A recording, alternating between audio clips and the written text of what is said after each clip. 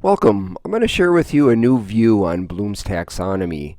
Hopefully you're going to like what I have to show you, and if you have any questions or thoughts, I would like to hear those. So with that, let's get started. Here is both the original Bloom's taxonomy came out on around the mid 1950s, and then the revised version came out around 2001. And you can see the big things that changed there.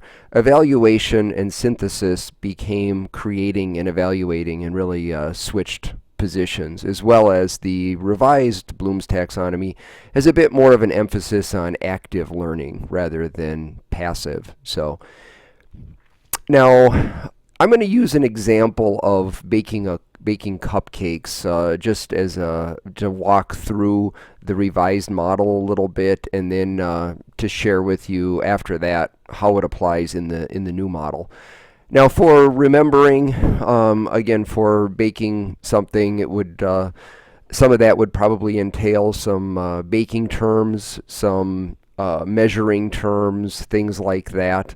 Understanding would entail a little bit of what those actually mean. Applying, obviously, would be baking a batch of cupcakes, showing that you understand and know how to do it. Analyzing then is looking at what you're doing, looking at how the pieces kind of fit together, and looking at maybe if one or two of the ingredients, if you got a little too much of something, not enough of something, or possibly if you're going to use a different ingredient, stuff like that. Evaluating then is it's judging what you're doing. In other words, looking at the world around you, and do your customers want the cupcakes that you've made? Is there value in what you've created? Does it meet the needs of your intended audience? Creating, obviously, is going to be a little higher tier, and that's coming up with a new recipe. Maybe shifting some of the ingredients around even more.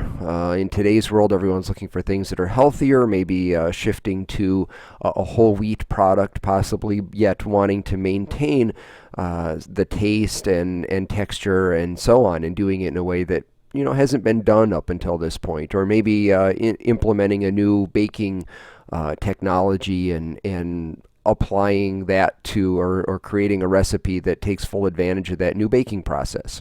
So a couple things to note here on this view of Bloom's taxonomy. It implies that the upper levels are superior, and also that the learner should start at the bottom and work their way up. The remembering stage and understanding, in today's world, I think we lose a lot of our learners by having them, resort to rote memorization.